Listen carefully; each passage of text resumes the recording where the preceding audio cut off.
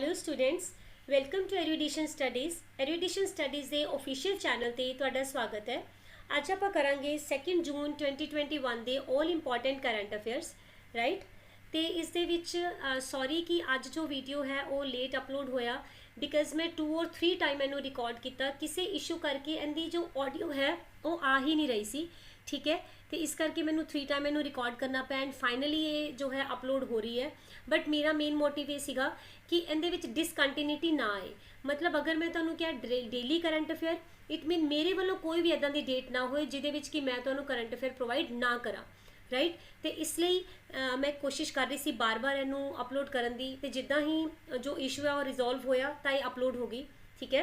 तो इस दे लई कोऑपरेट करना प्लीज़। एंड नंबर 2, मेरे को तुहाडे सब लई एक अनाउंसमेंट है।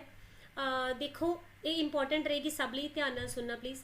पहला तो बहुत बहुत थैंक्स सब दा कि तुहानूं मेरा जो टीचिंग स्टाइल है उहदे विच तुहाडा फेथ डेवलप हो रहा है। तुहानूं इस चैनल के उपर जिन्ना भी कंटेंट प्रोवाइड हो रहा वो तुहानूं अच्छा लग रहा हुण, राइट। उहदे लई वेरी वेरी थैंक्स। नंबर 2, जो मैं इंपॉर्टेंट इन्फॉर्मेशन की गल कर रही सी वो की है कि मैं चाह रही हाँ कि आप एक टारगेट लईए जिस दे विच कि आप इस मंथ एंड तक 200 सबसक्राइबर करवा दईए, राइट। वो तुहाडी हेल्प तो बिना नहीं हो सकता, है मैनू भी पता है, ठीक है। और मैनू इस चीज़ की पूरी लाइक बिलीव है, मैनू फेथ है कि तुसी इस चीज़ दे विच मेरा साथ दोगे, ठीक है।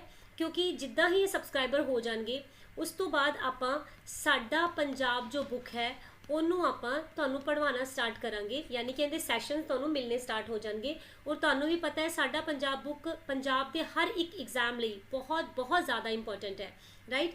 इसलिए इस बुक ਨੂੰ मैं इन्ने ध्यान नाल ਤੁਹਾਨੂੰ करवाना है, इन्नी डिटेल ਦੇ ਵਿੱਚ ਤੁਹਾਨੂੰ करवाया जाएगा कि ਤੁਹਾਡਾ जो कॉन्फिडेंस लैवल है ये सारे सैशन खत्म होंदे होंदे बहुत ज़्यादा अप हो जाएगा। और जो अपना कॉन्फिडेंस लैवल अप होंदा है, क्योंकि आपां नूं नॉलेज है तो आपां नूं कॉन्फिडेंस आ रहा है, राइट। तो उस दे नाल की हुंदा है जिहड़े अपने एग्जाम्स है उनके विच अपनी परफॉर्मेंस भी जो है वो बेटर होंदी है, राइट।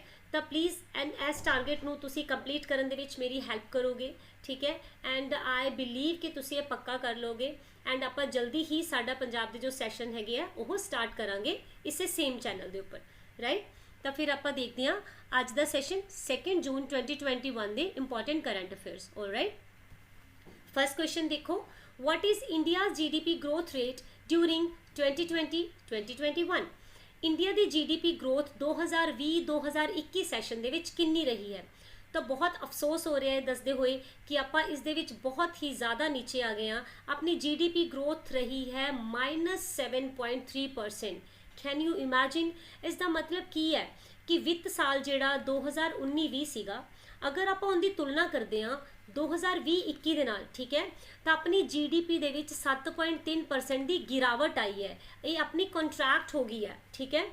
इसनों इस तरह समझा जा सकता है कि अगर मान लो 2019-20 दे विच अपनी जो अर्थव्यवस्था है यानी अपना जो देश है वो स्थिति मान लो हैगी सी 100 रुपीज़, ओके इमेजिन। तो हुण जो 2020-19 है, सॉरी 2020-21 है, ਉਹਦੇ ਵਿੱਚ ਕੀ ਹੋਇਆ कि ये हुण 7.3 रुपए जो है ना ये घट गई है, ठीक है। एंड दी वैल्यू घट गई है। तो समझ सकते हो कि किसी भी देश की इकोनॉमी के लिए उनकी ग्रोथ के लिए उनकी जीडीपी अच्छा होना बहुत ज़रूरी है। तो अच्छी होना तो गल अलग है, आप तो माइनस के विच ही पहुँच गया, ठीक है। और ये बहुत ही ज़्यादा बुरा हो रहा है। इनका वड्डा कारण की है? देखो ये नहीं हैगा कि कोविड इहदा कारण नहीं है, मैं मनती हाँ कोविड इहदा कारण है, बिकॉज हर जगह ते लॉकडाउन है, बिजनेस बंद पे है, गवर्नमेंट नूं जीएसटी नहीं जा रही, होर टैक्सिस वगैरह भी नहीं इन्होंने मिल रहे, राइट। उहदे करके जो अपनी इकोनॉमी है थोड़ी जी स्लो डाउन हो रही है, right. But only covid reason है ये नहीं हो सकता। रीजन ये नाल नाल होर भी गवर्नमेंट पॉलिसीज़ है। ये मैं क्यों कह रही हाँ कि 5 साल पहले तो कोविड नहीं सी, राइट। बट अगर आप लास्ट 5 ईयर का डेटा देखते हैं ना तो 5 ईयर तो कंटीन्यूअसली अपनी GDP down down down down ही गई है, ठीक है। एक भी इदां दा साल नहीं आया जदों आप पिछले साल नालों उपर नूं जीडीपी लैके गए हुई है, राइट। इसका मतलब की है कि अपनी जीडीपी जो ग्रोथ है वो बहुत ही ज़्यादा बुरे दौर चो गुजर रही है, ठीक है। अगर आप पिछले 5 साल की गल करिए तो ये डेटा तुसीं याद नहीं करना, बट ये तुसीं जरूर याद रखोगे। ये सिर्फ इसलिए है कि तुहानूं समझ आ जाए कि 2016-17 दे विच अपनी जो जीडीपी ग्रोथ सी वो सी 8.26, ओके। अगर आप 17-18 की गल करते हैं तो ये सी 7.04 और 18-19 दे विच ये होर घट के कितना होगी 6.12, ऑलराइट। एंड पिछले साल यानी कि 2019-20 के सैशन दे विच ये रही 4.2, बट गनीमत है कि इन्होंने सारे सालों में नीचे तो जरूर आ रही है बट प्लस विच तो रह रही है। और अगर आप हुण गल करते हैं 2020-21 दे विच तां आपां रिकॉर्ड ही तोड़ दिते, ये आ गई हुई है -7.3, ठीक है। और 1947 विच जदों दा अपना देश आज़ाद होया है उस तो बाद हुण तक सब तो ज़्यादा वड्डी गिरावट जो है ना वो इसे साल दे विच ही नोट की गई है, -7.3%। इन्नी ज़्यादा नीचे तक अज तक अपनी GDP कभी भी नहीं गई। समझ सकते हो कि अपना देश जो है किहो जे आर्थिक दौर दे विचों गुजर रहा है, ठीक है। बहुत ज़्यादा मंदी दी हालत है ना। GDP हुंदा की है, हुण आपां ये समझ लैंदे आ, ये हुंदा वै ग्रोस, ओके इत्थे लिखिया ही होया ग्रोस डोमैसटिक प्रोडक्ट, ओके। हुण इहदा मतलब की हुंदा है, इकोनॉमी वालियां नूं तां बड़ी आराम नाल समझ आ जाएगी क्योंकि उन्होंने सब नूं पता है, बट जिहड़े न्यू कमर्स है मैं उन्हां लई दस रही हां। पहलां आपां की करांगे, इहदे तीनों वर्ड्स नूं ना अलग अलग कर लैंदे आ। One is gross, second is domestic, okay, and third one is product. तीन है। देखो ग्रोस डोमैसटिक प्रोडक्ट हुंदा की है, इहदा मतलब है मान लो कि ये इंडिया है, ठीक है, और इंडियन दी टैरेटरी है। एक साल दे अंदर अंदर एस इंडिया दी टैरेटरी दे अंदर, बाहर नहीं जाना, आपां इधर नहीं जाना, इंडिया दी टैरेटरी दे अंदर अंदर कितना प्रोडक्शन होया, किस चीज़ का प्रोडक्शन, उहदे विच गुड्स भी आनगियां यानी कि वस्तुआं, और सर्विसेज भी आनगियां यानी कि सेवावां, ठीक है। गुड्स तो तुसीं समझ सकते हो जिन्होंने आप टच कर सकते हैं, सर्विसेज जिवें कि बैंक भी एक सर्विस है, टीचिंग भी एक सर्विस है। हुण तुसीं देखो इस टाइम तुसीं जो मेरे को पढ़ रहे हो, मैं तुहानूं सर्विस प्रोवाइड कर रही हूँ ना टीचिंग, तो ये भी की हैगी है, ये सब कुछ GDP दे विच काउंट होएगा। जो भी गुड्स एंड सर्विसेज अपनी प्रोड्यूस कीतियां जाणगियां एक कंट्री दे अंदर अंदर, समझ रहे हो, है ना। देखो अगर मान लो अपनी कोई ऐदां दी कंपनी जो कि इंडिया तो गई कित्थे, USA, ओके, उत्थे जाके उन्होंने की किया, अपना एक सैटअप बना लिया, अपनी फैक्ट्री या कोई भी आउटलैट जो है उत्थे बना लिया, ओके। हुण ये कंपनी की कर रही है, USA दे विच काम कर रही है, तो हुण USA दे अंदर ही प्रोडक्शन कर रही है ना, तो ये वाली प्रोडक्शन जो है वो USA दी GDP दे विच काउंट होएगा, ना कि इंडिया दी GDP दे विच। समझ रहे हो। हुण देखो मैं इहदे उल्ट दस रही हाँ कि मैं तुहानूं थोड़ा इसलिए डिटेल्स करवा रही हाँ कि जिन्होंने बिल्कुल भी GDP बारे नहीं पता उन्होंने समझ आ जाए, ठीक है। और इस तो बाद जो एग्जाम्पल दूंगी ना वो तो शायद जिन्होंने पूरी नॉलेज भी है GDP की ना उन्होंने भी समझ ली तो उन्होंने भी मज़ा आ जाएगा, ठीक है। तो एक बार ये देख लो कि अगर USA की कोई कंपनी इंडिया के विच आके काम करती है, इत्थे प्रोडक्शन करती है, तो वो GDP किहदे च काउंट होएगी, वेरी राइट, ये होएगी इंडिया की GDP दे विच काउंट, राइट। यानी कि अपनी विद इन टैरेटरी रहना चाहिए। ऐसा मतलब तो आ गया डोमैसटिक, है ना। डोमैसटिक मतलब अपनी टैरेटरी के अंदर अंदर जो भी चीज़ आप प्रोड्यूस की। अगर आप हुणे गल करते हैं कि ग्रोस का मतलब की होंदा है, ग्रोस का मतलब होंदा है फाइनल, ठीक है। यानी कि जो GDP है ना वो फाइनल प्रोडक्ट के उपर होंदी है। आप एक एग्जाम्पल नाल समझते हैं। देखो जो आप एक घर बनाने मान लो, ठीक है, वो देखो सीमेंट भी लगता है, ठीक है, इट्टां भी लगती हैं, रेता भी लगता है ना, लक्कड़ लगती है, होर भी बहुत सारा समान है जिहदे नाल कि एक घर बनता है, ओके। हुण मान लो ये फ्लैट एक बिल्डर ने तैयार किया और तुसीं उहदे कोल चले गए कि फ्लैट मैं खरीदना है। हुण वो तुहानूं की कहेगा कि फ्लैट की कीमत 70 लाख है, 80 लाख है, 1 CR है, ऐदा ही बोलेगा ना। ये तो नहीं कहेगा कि सर ऐदा है कि इस फ्लैट के विच ना ऐ करो 2 लाख रुपए तुसीं इट्टां दे दो, ठीक है, 10 लाख रुपए तुसीं लक्कड़ दे दो, 5 लाख रुपए तुसीं फर्नीचर दे दो और 2 लाख रुपए तुसीं रेते दे दो। ऐदा होएगा? ऐदा तो नहीं मंगदा ना कोई।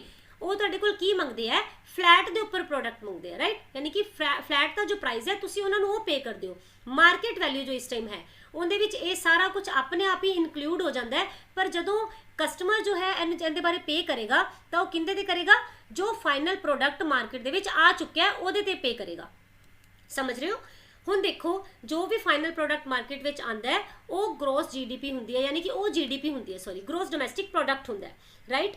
हुण देखो अगर आप ये देखिए कि इहदे विच GDP they which goods and services तो आ रही हैं, पर उहदे नाल नाल एक काउंट कदों हुंदी है, ये काउंट हुंदी है एनुअली, यानी कि एक साल दे लई GDP नूं काउंट किया जाता है, ओके। और ये मैं तुहानूं पहले ही दस दिता कि फाइनल प्रोडक्ट के उपर काउंट की जाती है। किहड़ी संस्था है जो इहनूं काउंट करती है, तो वो है NSO, यानी कि नैशनल स्टैटिस्टिकल ऑफिस, ओके। और NSO जो है, हाँ ये इंपॉर्टेंट रहेगा, प्लीज़ इन्हू याद रख लेना कि केड़ी संस्था है जो GDP नूं काउंट करती है, तो ये NSO है, ओके। और NSO किहदे अंडर आती है, ये आती है MOSPI दे अंडर। ऑलराइट, नेक्स्ट क्वेश्चन देखते हैं। Who has been appointed as new chief of Andaman Nicobar Command? ਇਹਦੇ ਵਿੱਚ ਆਪਾਂ ਇਹ ਦੱਸਣਾ ਹੈ ਕਿ ਉਹ ਕਿਹੜੇ ਪਰਸਨ ਨੇ ਜਿਨ੍ਹਾਂ ਨੂੰ ਕਿ ਹੁਣੇ ਅੰਡੇਮਾਨ ਨਿਕੋਬਾਰ ਦੀ ਕਮਾਂਡ ਦੇ ਵਿੱਚ ਅਪਾਇੰਟ ਕੀਤਾ ਗਿਆ ਐਜ਼ ਅ ਚੀਫ, ਓਕੇ। ਤਾਂ ਇਹ ਚਾਰੋਂ ਹੀ ਜੋ ਤੁਹਾਨੂੰ ਨੀਚੇ ਨਾਮ ਦਿਖ ਰਹੇ ਆ ਨਾ, ਇਹ ਚਾਰੋਂ ਦੇ ਚਾਰੋਂ ਹੀ ਹੁਣੇ ਅਪਾਇੰਟ ਹੋਏ ਹੈ ਤੇ ਆਪਾਂ ਸਭ ਬਾਰੇ ਗੱਲ ਕਰਾਂਗੇ। ਪਹਿਲਾਂ ਆਪਾਂ ਇਸ ਕੁਐਸਚਨ ਦਾ ਆਨਸਰ ਦੇਖ ਲੈਂਦੇ ਆ। ਇਸ ਦਾ ਆਨਸਰ ਹੈ ਲੈਫਟੀਨੈਂਟ ਜਨਰਲ ਅਜੇ ਸਿੰਘ। ਓਕੇ, ਤਾਂ ਪਹਿਲਾਂ ਇਸ ਤੋਂ ਪਹਿਲਾਂ ਕਿ ਆਪਾਂ ਇਹਦੇ ਬਾਰੇ ਡਿਸਕਸ ਕਰੀਏ, ਪਹਿਲਾਂ ਆਪਾਂ ਦੇਖ ਲੈਂਦੇ ਆ ਬਾਕੀ ਤਿੰਨੋਂ ਆਪਸ਼ਨਸ ਬਾਰੇ। ਓਕੇ, ਤਾਂ ਇੱਥੇ ਦੇਖੋ ਨੰਬਰ 1 ਤੇ ਤੁਹਾਨੂੰ ਆਪਸ਼ਨ ਮਿਲ ਰਹੀ ਹੈ admiral vice admiral Ravneet Singh ji, right. ਇਹਨਾਂ ਨੂੰ ਨਿਯੁਕਤ ਕੀਤਾ ਗਿਆ ਹੈ deputy chief of naval staff. Okay, right. ਅੱਗੇ ਚੱਲਦੇ ਆ, ਐਡਮਿਰਲ ਸ੍ਰੀ ਕੁਮਾਰ ਨਈਅਰ ਜੀ, ਇਹਨਾਂ ਨੂੰ ਕੀਤਾ ਗਿਆ ਹੈ director general of naval projects. ਠੀਕ ਹੈ, ਅੱਗੇ ਦੇਖਦੇ ਆ ਐਡਮਿਰਲ ਸੰਦੀਪ ਨਥਾਨੀ ਜੀ, ਇਹਨਾਂ ਨੂੰ ਵੀ ਹੁਣੇ ਅਪਾਇੰਟ ਕੀਤਾ ਗਿਆ ਕਿਹਦੇ ਵਿੱਚ, ਚੀਫ ਆਫ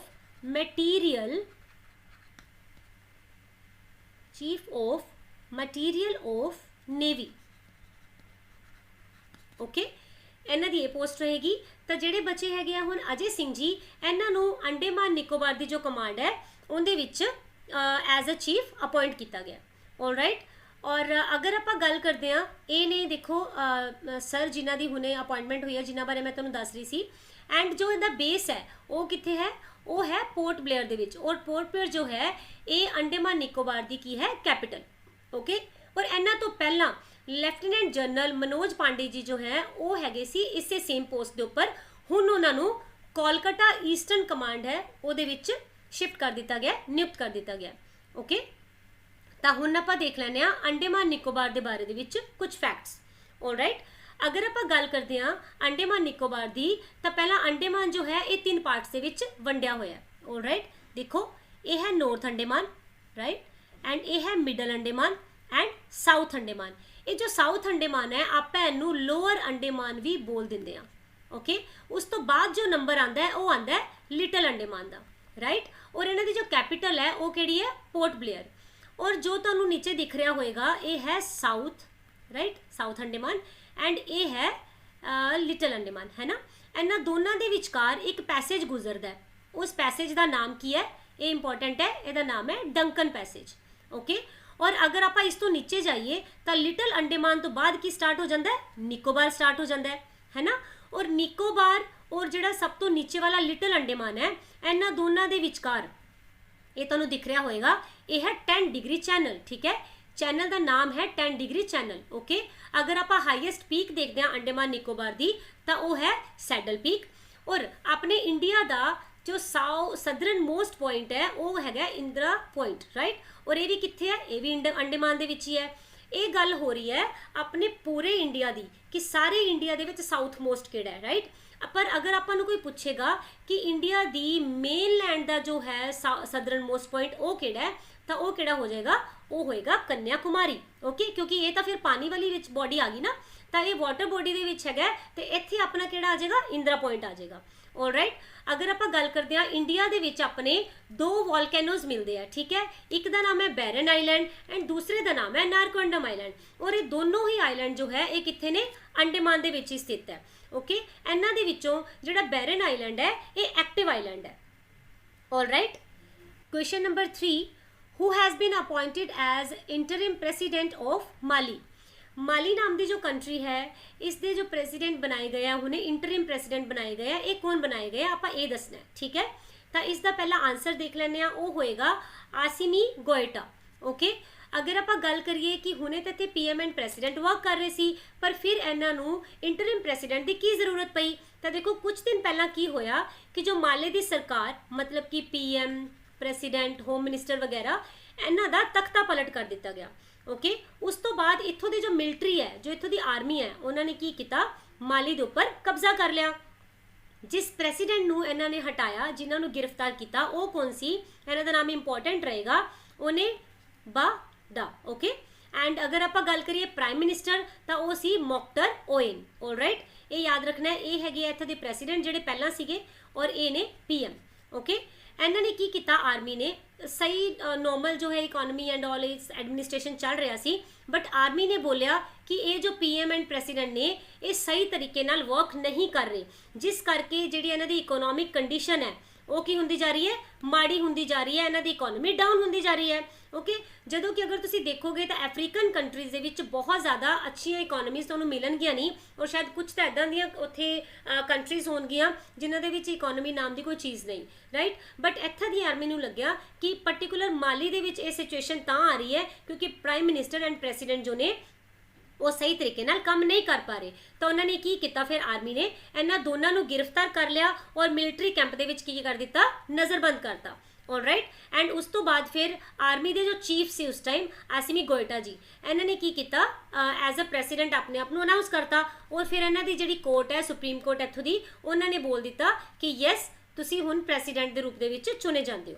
ओके, अगर आप देखते हैं राइट साइड तुसी देख सकते हो ये ने जिहड़े इस टाइम जिहड़े उत्थे दी इंटरिम प्रेसिडेंट बने ने माली दे। ओके, तो आप देखते हैं सब तो पहला माली की लोकेशन की है मैप के उपर। ओके, तो ये है माली। ओके, ये किहड़े कॉन्टीनेंट दे विच है, तो ये है अफ्रीका कॉन्टीनेंट दे विच। और अफ्रीका कॉन्टीनेंट इकलौता इदां दा कॉन्टीनेंट है जिस दे विचों कि तीनों ही इमेजिनरी लाइन निकलदी है।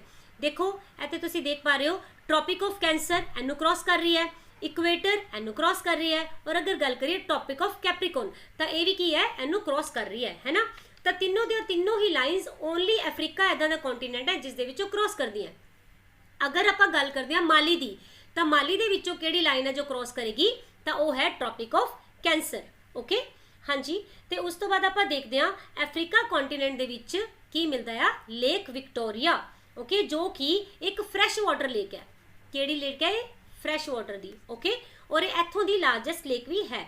अगर आप गल करते हैं सहारा डेजर्ट, तो ये तुहानूं पता होएगा कि सब तो लार्जेस्ट गर्म मारूस्थल है सहारा डेजर्ट, और ये भी कित्थे है, अफ्रीका दे विच ही है। नाइल रिवर की भी लोकेशन कित्थे मिलेगी, अफ्रीका दे विच ही मिलेगी। और नाइल रिवर दो रिवर दे मेल तो बनती है, एक है वाइट नाइल, ठीक है, उहदे विच मिल जाती है ब्लू नाइल, ठीक है। ये दोनों मिलके की बनाते हैं, नाइल रिवर का निर्माण करते हैं। ऑलराइट, नेक्स्ट देखते हैं Indian variant of corona virus will be known by which name, कि इंडिया का जो वेरिएंट है कोरोना वायरस का उन्होंने होस किस नाम के नाल जाना जाएगा। तो सब तो पहला आप आंसर देखते हैं, फिर इहदे बारे डिस्कशन करांगे। इहदा आंसर रहेगा बोथ ए एंड सी, यानी कि कापा वेरिएंट भी इंडिया का ही है और डेल्टा नाम भी इंडिया के ही वेरिएंट नूं दिता गया। ओके, तो पहला आप देखते हैं कि ये जो नवे नाम दिते गए कोरोना नूं ये किहड़ी संस्था वालों दिते गए हैं, तो ये दिते गए वर्ल्ड हेल्थ ऑर्गेनाइजेशन वालों। वेरी सिंपल, हुण तक जो WHO है इन्हां नूं 4 वेरिएंट मिल चुके हैं किहड़े कोरोना वायरस के। ओके, एक है B.1.1.7, then B.1.351, then P2 and B.1.617.2। ये तुसी याद नहीं रखने इसलिए मैं जल्दी जल्दी दस्सिया, ये सिर्फ तुहानूं समझाने लई दस्सिया गया कि WHO ने हुण तक 4 वेरिएंट है जो कि आइडेंटिफाई किए हुण तक, ठीक है, कोरोना दी। अगर आप गल करते हैं किसी भी वायरस की, तो वायरस की है टाइम टू टाइम अपने जो फेस है, अपना जो रूप है वो चेंज करता रहता है ना। तो इदा ही हुण कोरोना दे नाल हो रहा है। तो इंडिया दे विच अगर आप देखिए तो 2 हुण तक टोटल रूप मिल चुके हैं जो कि इंडिया दे विच पाए गए। राइट, तो मन्निया जा रहा है कि जो WHO की जिहड़ियां मीटिंग्स होईयां उन्हां दे विच, या फिर सिर्फ WHO की गल ही नहीं है, अगर आप मीडिया की भी गल करिए, सोशल मीडिया लगा लो, चाहे प्रेस कॉन्फ्रेंस लगा लो, इन्हां दे विच की हुंदा सी कि ये वाले वेरिएंट नूं ना ऐदा बोल दिता जाता सी इंडियन वेरिएंट। समझ रहे हो, जदों कि जिहड़ा ये कोरोना है कि ये इंडिया विचों आया है, नहीं ना, ये तो कित्थों आया है, चाइना तो आया है। तो इंडिया ने ऑब्जेक्शन किया कि ये गलत गल है कि इन्ना आया तो ये चाइना तो है, तो साडे मत्थे क्यों मार रहे हो, साडे नाल ये नाम क्यों जोड़ रहे हो। राइट, तो जदों कि जो कंट्री ऑफ ओरिजिनेट की है वो किहड़ी है, वो तो चाइना ही है। तो इसलिए इन्हां नूं हटाया जाए। और नाल ही इंडिया ने एक होर भी जो सोशल मीडिया के उपर भी कंटीन्यूअसली मैसेज पाए सी कि जिन्ने भी जगह के उपर किसी भी कंट्री के नाम के नाल इंडियन मतलब वेरिएंट इंडियन कोरोना वायरस इदा आ रहा है, वो सारे दी सारियां जो पोस्ट है वो हटाइयां जान। राइट, तो ये सब कुछ किया गया इंडिया वालों। तो फिर WHO नूं भी समझ आया कि ये गलत है, इस दे लई सानूं कुछ ना कुछ सोचना पएगा। तो फिर उन्होंने एक लिस्ट बनाई जिस दे बेस के उपर कि ये नाम रखे गए। ओके, तुसीं देखो इत्थे तुसीं देख सकते हो कि अलग अलग जो वेरिएंट है उन्हां दे लई अलग अलग नाम रखे गए हैं। अगर आप इंडिया वाले की गल करते हैं, देखो इंडिया का जो डेल्टा है वो किहदा नाम दिता गया, B.1.617.2 वाले नूं। ओके, और जो ये है कापा वो किनूं दिता गया सी, ये दिता गया सी B.1.617.1 नूं। ओके, ये दो वेरिएंट है जो कि इंडिया दे है, राइट। तो ये हो गया कापा और ये है डेल्टा। ये देखो, ये ब्राजील वाले नू गामा दिता है, साउथ अफ्रीका नू beta and Kent and UK नू की दिता है एल्फा। इदां दा अलग अलग नाम दे दिते गए हैं। ओके, और अगर आप गल करिए तो WHO ने यह भी बोलिया है कि अगर फ्यूचर दे विच होर इहदे वेरिएंट आते हैं तो उसके लिए एक नवी लिस्ट तैयार की जाऊगी। ओके, और ये किते क्यों गए हैं, ताकि समझने में आसानी हो सके कि केड़ा वेरिएंट किस कंट्री तो ओरिजिनेट होया है, बट ये नहीं है कि उस वेरिएंट नू आपां उस कंट्री के नाम के नाल ही जोड़ दिए। समझ आ गई, इसलिए इन्हों नामकरण जो है वो किया गया। ओके, हुण अगर आप WHO देखते हैं तो WHO की जो फॉर्मेशन है ये हुई सी 7 अप्रैल 1948 दे विच, एंड द हैडक्वार्टर कित्थे है, जनेवा स्विट्जरलैंड दे विच, और हैड कौन ने, टेड्रस एधनम। ऑलराइट, तो देखते हैं next question. Who has been chaired BRICS foreign ministers meet on June 1, 2021। ये बहुत ज़्यादा इंपॉर्टेंट क्वेश्चन है, तो इसलिए इहदे जिन्ने भी फैक्ट्स होंगे बहुत ज़्यादा ध्यान नाल सुनना और उन्होंने नोट डाउन भी कर लेना, क्योंकि ब्रिक्स के उपर यूजुअली क्वेश्चन बन जाता होंगे। ठीक है, तो ये पूछा गया है कि ब्रिक्स की हुणे हुणे फॉरेन मिनिस्टर्स की एक मीटिंग हुई है, राइट। कदों, 1 जून 2021 नूं। तो इनू किन्ने चेयर किया, तो ऑब्वियसली फॉरेन मिनिस्टर्स की मीटिंग है, तो इन्होंने फिर कौन हैड करेंगे, एस जयशंकर जी, राइट। तो ये मीटिंग हुई 1 जून 2021 नूं। हाँ जी, तो अगर आप ब्रिक्स की गल करते हैं तो इस दे विच कितनी कंट्रीज आती है, 5 कंट्रीज आती हैं। ठीक है, Brazil, Russia, India, China and south Africa. And या मैनू जो एस जयशंकर जी इन्होंने एक बुक याद आ रही है, वो तुम लिख लो प्लीज़, वह नाम ये है इंडियाज वे। ओके, और ये बुक क्यों इंपॉर्टेंट है, क्योंकि इनका इनोग्रेशन किया गया सी नरेंद्र मोदी जी वालों, तो इनू तुम याद रख सकते हो।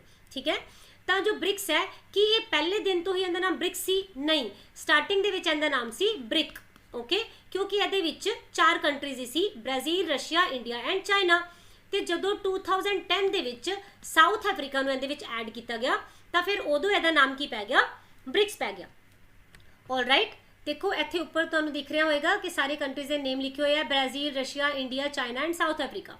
ओके, अगर आप गल करते हैं कि ब्रिक्स की फॉर्मेशन कदों हुई है, तो ये हुई सैप्टेंबर 2006 दे विच।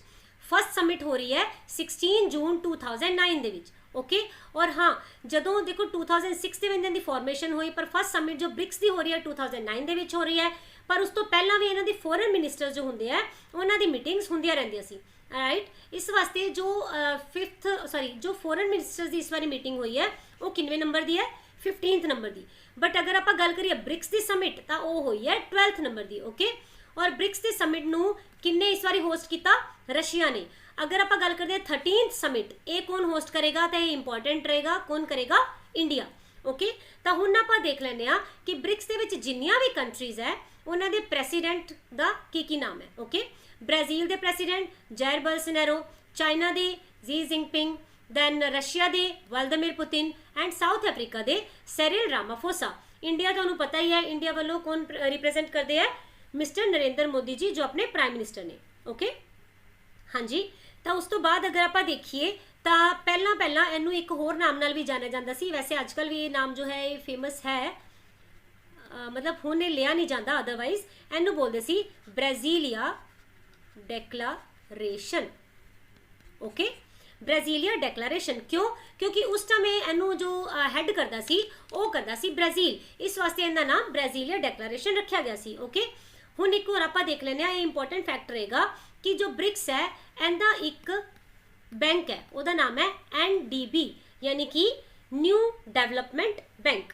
ओके, अगर आप गल करते हैं दी फॉर्मेशन कदों हुई, तो ये हुई सी जुलाई 2014 दे विच, जदों इनू साइन की गई सी ट्रीटी। कि ट्रीटी साइन की गई सी कि असी एक बैंक लैके आवांगे। ओके, और इनू जदों पूरी तरह कारगर कदों हुई, तो ये 2015 दे विच ये ट्रीटी नू एनफोर्स दे विच लिआंदा गया। ओके, जुलाई 2015 दे विच, यानी कि 1 साल बाद ट्रीटी साइन होने तो। ओके, अगर आप गल करते हैं NDB का हैडक्वार्टर कित्थे है, तो ये मिलेगा आपां नू शंघाई। ओके, और ये शंघाई कित्थे है, ये है China they which. Alright, and या एक होर याद रख लेना कि देखो इनदियां 5 कंट्रीज है ना, Brazil, Russia, India, China and south Africa. इन्हां दी जो करंसी हुंदी है ना, इसका हुणे एक नाम आया सीगा last time which 5R। Okay, 5R किदां, देखो आप पहले लिख लेने Brazil, Russia, India, China and south Africa. देखो अगर आप ब्राजील की करंसी की गल करते हैं तो यह है रियल, ओके। रशिया की गल करते हैं तो इन्हों की करंसी है रूबल। इंडिया की आपां नूं पता ही है रूपी, है ना। और चाइना की है रेनमिनबी, ओके। और साउथ अफ्रीका की है रैंड। तो तुसी देख सकते हो सारियां दी सारियां ही जो है ये कित्थों स्टार्ट हो रही हैं, आर तो, है ना। इसलिए इन्हां दा नाम रखा गया 5R, ये वाली currency, okay. Next question, when world no tobacco day is observed. आप दसना है कि वर्ल्ड नो टबैको डे कदों मनाया जाता है, ठीक है। तो ये हाल ही दे विच मनाया गया 31 मई नूं, ओके। अगर आप इहदी थीम की गल करते हैं, क्योंकि मैं तुहानूं पहला भी कहा सी कि जो किसी भी क्वेश्चन दे विच अगर कोई डे सैलीब्रेट हुंदा है तो उनका थीम बहुत ज़्यादा इंपॉर्टेंट हो जाता है, ठीक है। तो मैं खुद ही इत्थे लिख देनी हाँ, it was commit to quit, okay. ये इस बारी का थीम रहा, इनू तुसी याद रख लेना, नो टबैको डे का, ओके।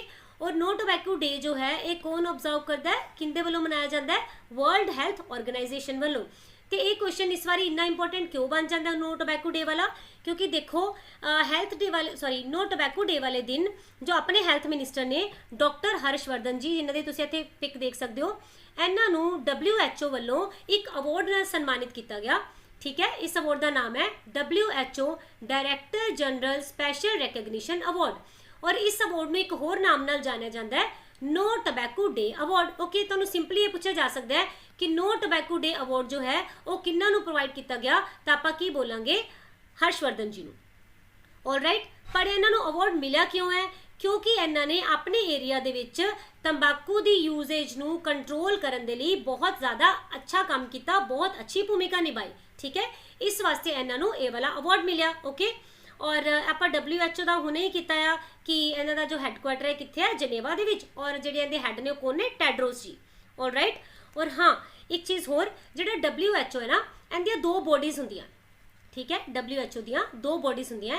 नंबर 1 एग्जीक्यूटिव बॉडी, ये क्यों इंपॉर्टेंट है मैं हुणे दसदी हाँ, एंड दूसरी है वर्ल्ड असैम्बली ऑर्गेनाइजेशन, ओके। तो जिहड़ी एग्जीक्यूटिव बॉडी है ना, इहदे हैड कौन ने, इहदे हैड भी हो जाएंगे अपने ही health minister mister Harshvardhan ji, okay. तो ये भी तुसी याद रख सकते हो। Next question 7th, in which state second floating jetty has been inaugurated. तो आप ये दसना है कि हाल ही दे विच इहो जी किहड़ी स्टेट है जिहदे विच कि दूसरी फ्लोटिंग जेटी नूं मतलब इनोग्रेट किया गया, ठीक है, शुरुआत की गई। तो ये वैसे शायद इन्ना इंपॉर्टेंट क्वेश्चन नहीं बनता, बट हुण इस बारी क्यों क्वेश्चन इंपॉर्टेंट है, क्योंकि इनकी वैसे ज़्यादातर तुहानूं पता है कि इन्ना इहो जी चीज़ों की इनोग्रेशन कौन करते हैं, प्राइम मिनिस्टर। बट इनकी जो इनोग्रेशन है प्राइम मिनिस्टर ने ना करके किन्ना ने की है, मनसुख मंदाविया जी ने, ओके। और ये मनसुख मंदाविया जी कौन ने, ये ने अपने यूनियन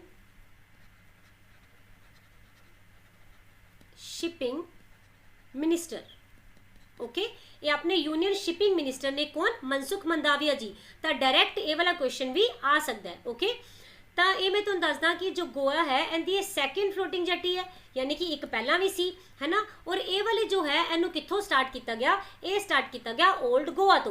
ताकि ये इन्हां दी लास्ट रहेगी नहीं, इस तो बाद भी 2 होर जेटीज़ है जो कि अंडर कंस्ट्रक्शन है, जो जल्दी ही स्टार्ट कीतियां जाणगियां। एक दा नाम है चैपोरा, ओके, और दूसरी का नाम है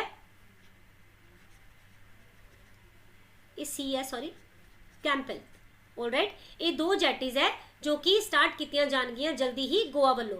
हुण गल आंदी है कि ये जेटीज़ स्टार्ट कीतियां क्यों जा रही हैं। तो देखो तुहानूं पता है कि लास्ट कुछ टाइम दे विच कोरोना के करके इन्ना ज़्यादा बुरा हाल है कि जो ट्रैवलिंग एजेंसी है ना, ये बिल्कुल ही खत्म हो चुकी है, टूरिज्म एजेंसी बिल्कुल खत्म हो चुकी है, यानी कि इन्होंने बहुत ज़्यादा घाटा सहना पै रहा है ना। और हुण आपां इस सिचुएशन दे विचों बाहर भी निकलना है, क्योंकि तुहानूं पता है कि अपने इंडिया दे विच काफ़ी सारी इदां दी स्टेट्स है जिन्हां दा बहुत ज़्यादा जो टैक्स है वो कित्थों मिलता है उन्होंने, जो उन्होंने टूरिस्ट आते हैं उन्होंने तो, है ना। और अगर ये काम बंद हो जाएगा तो ओबवियसली उन्होंने इनकम के उपर भी असर होंदा है ना।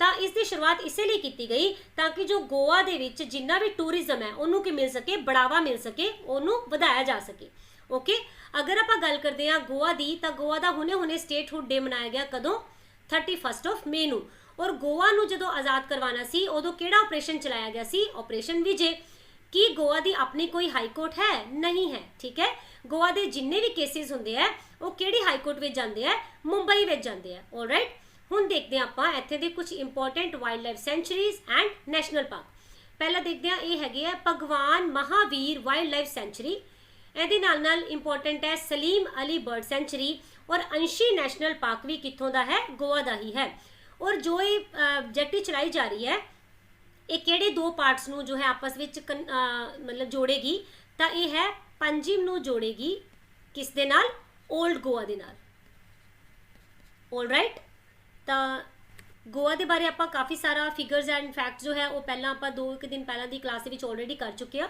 ठीक है जिन्होंने क्लास ना देखी हो प्लीज़ वो देख लेना ऑलराइट नेक्स्ट क्वेश्चन देखते हैं which state has announced Maratha community will consider as economically weaker section ਇਹੋ जी ਕਿਹੜੀ स्टेट है जिन्हें हुणे हुणे अनाउंस किया है कि जो मराठा कम्युनिटी है असी हुण उन्होंने EWS यानी कि इकोनॉमिकली वीकर सैक्शन दे विच काउंट करांगे ठीक है तो ये स्टेट किहड़ी हो जाएगी महाराष्ट्र कि महाराष्ट्र कम्युनिटी दे विच कि मराठा कम्युनिटी नूं उत्थे कोई भी पहला रिजर्वेशन नहीं मिली हुई सी बिल्कुल मिली हुई सी देखो महाराष्ट्र की अगर आप गल करिए तो टोटल 64% जो रिजर्वेशन है ना इत्थे मिलती है तुसीं समझ सकते हो कितनी वड्डी फिगर है रिजर्वेशन के लिए राइट उहदे विचों जो 12% है वो मिल जाता सी मराठाज नूं ओके तो हुण इन्होंने की कर दिता कि मराठाज नूं 10% EWS के अंडर भी कोटा दे दिता तो टोटल इन्हां दी रिजर्वेशन कितनी बन गई हुण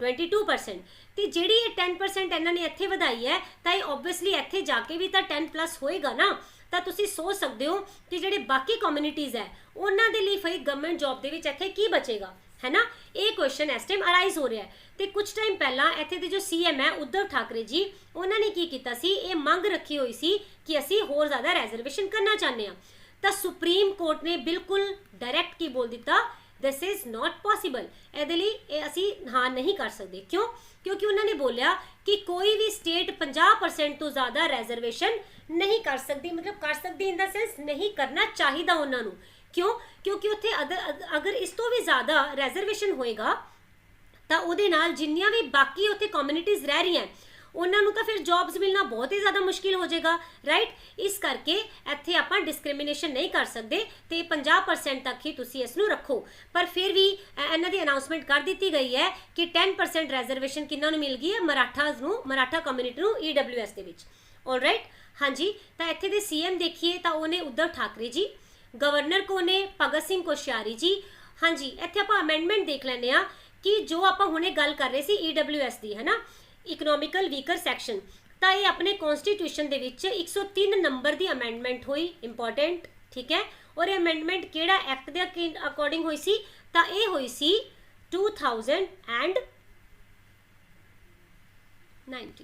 ठीक है 2019 का जो एक्ट है उहदे अंडर इनू पास किया गया सी इस अमेंडमेंट नूं इस दे विच ये बोलिया गया सी कि जिन्ने भी जनरल कैटेगरी दे परसन है जो कि गरीब परिवारों नूं बिलोंग करते हैं उन्होंने असी EWS के अंडर 10% का कोटा दिता जाएगा ओके हुण अगर आप गल करते हैं अमेंडमेंट नंबर 101 की तो ये 2017 दे विच आई और किहदे नाल रिलेट करती है GST दे नाल ऑलराइट और 102 अमेंडमेंट 2018 दे विच आई जिहदे विच कि OBCs दियां कुछ स्पैशल कैटेगरीज के बारे दे विच दस्सिया गया और 104 अमेंडमेंट जो है ये आई सी 2019 दे विच ओके और ये विच दो चीज़ां होईयां किहड़ियां एक तो SC और ST की जो रिजर्वेशन है जो कि अपने कॉन्स्टिट्यूशन के प्रोवाइड की हुई है इनू 10 साल के लिए की कर दिता गया एक्सटेंड कर दिता गया ओके और अगर आप गल करते हैं दूसरी चीज़ ये की हुई कि जिन्ने भी एंग्लो इंडियन है उन्होंने पहला पार्लीमेंट के विच की हुंदा सी कुछ इन्हां दा रिजर्वेशन मिलता सी ते उस रिजर्वेशन नूं की कर दिता गया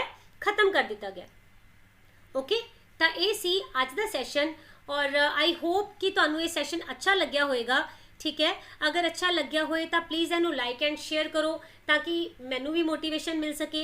एंड वध तो वध शेयर करो और जल्दी ही इस चैनल नू 200 सबसक्रिप्शन तक पहुँचाओ सो दैट कि आपां साडा पंजाब जो है वह बुक स्टार्ट कर सकीए। तो with these words thank you so much. मिलते हाँ कल के सैशन दे विच। Till then take care, bye bye.